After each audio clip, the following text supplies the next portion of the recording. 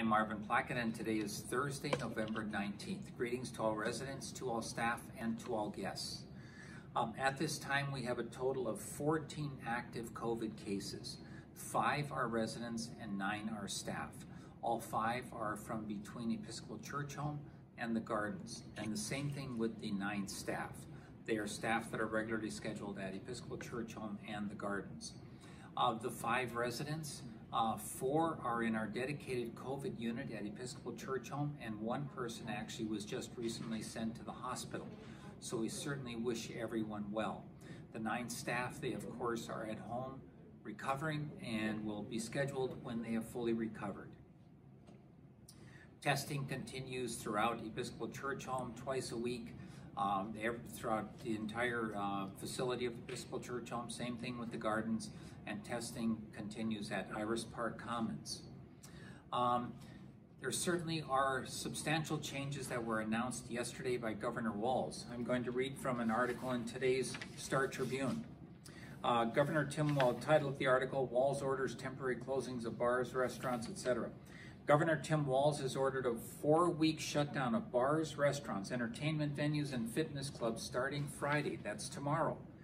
To slow the COVID pandemic that has caused more than 3,000 deaths. And in fact, to quote our Commissioner of Health, Jan Malcolm, she said, 2 weeks ago, I thought a 5,000 case per day was horrific. Malcolm said, now that looks like a good day. So remember, we are recording something like 7,500 new cases per day, whereas just a short while ago, we were recording 5,000.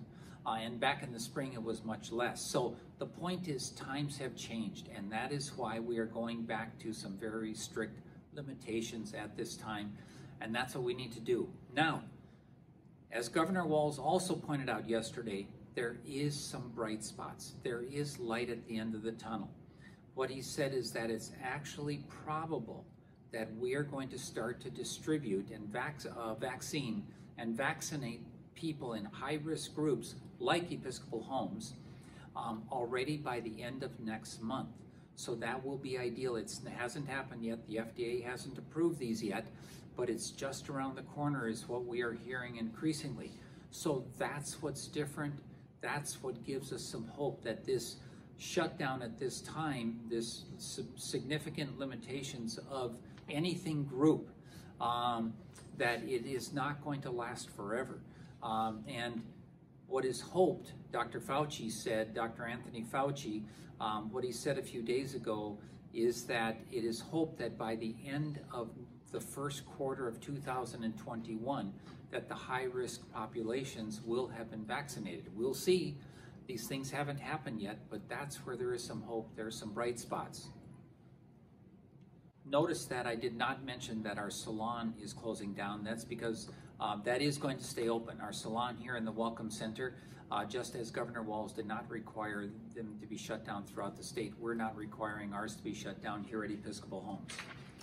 So there is the summary of the things that are changing, and again, be watching for some written updates from managers of the various communities and from me.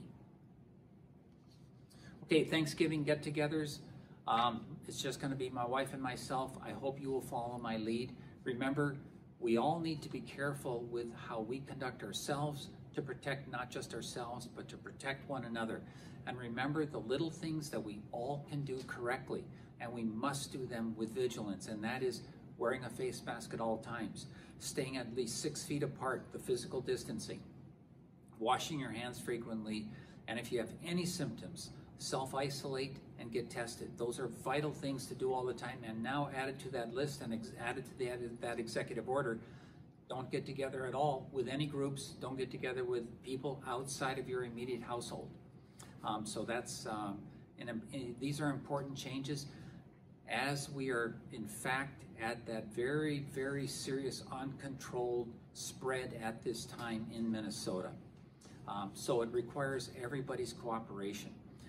You know, the vaccine is not far away, but until then, we actually need to be more cautious than ever right now because the spread is more serious right now than ever. Okay, let's see. I think I'm bringing this to a close. That's enough serious news, isn't it? So now let's have some joy brought our way, some music by Henry West, who lives at the Terrace, and by Kiko Takahashi, who lives in Midway Point. We're delighted to have them with us today, and see you on Monday. Take care. Wish you a very good weekend. See you Monday. Bye-bye. Before we begin our performance, I want to pay a tribute to Keiko. She is a treasure for us at Episcopal Homes. She's a retired concert accompanist. When she graduated from Tokyo University, she could have become a concert pianist, but she said she was too shy, and so she became a concert accompanist, and a very distinguished one. And here at Episcopal Homes in the last 6 years, she's performed several times in concerts and sing-alongs. But this past year, for 5 months, she accompanied a group of us on sing-alongs once a week, every Friday afternoon. Some of us in Sage Singers, when the Sage Singers closed down for the lockdown, wanted to keep singing once a week. And so we persuaded Keiko to play with us once a week for 5 months. And she practiced and performed with us more than 150 songs. So I want to say, Keiko, you made a lot of people happy. Now today I'm going to perform something that I did about 5 months ago called When the Virus Threat is O'er. But this is an updated version called But the Virus Threat's Still With Us. It's kind of long, 9 verses, but we'll have a little piano interlude after halfway through. So.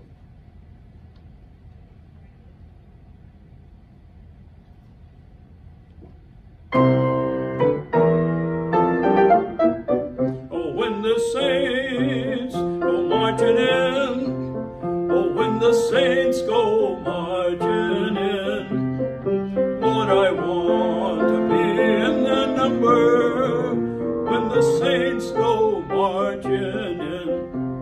And when the virus threat is o'er, and when the virus threat is o'er, then we'll all sing hallelujah when the virus threat is o'er. And then we'll wear our mask no more, and then we'll wear our mask no more. We will hang them up as trophies when the virus threat is o'er. But the virus threat's still here, so you still must wear your mask. That's too much to ask. It keeps us virus clear. We know the virus threat's still here, but the pub has cracked its door. Only an hour on Thursday or Friday, but you now can get a beer.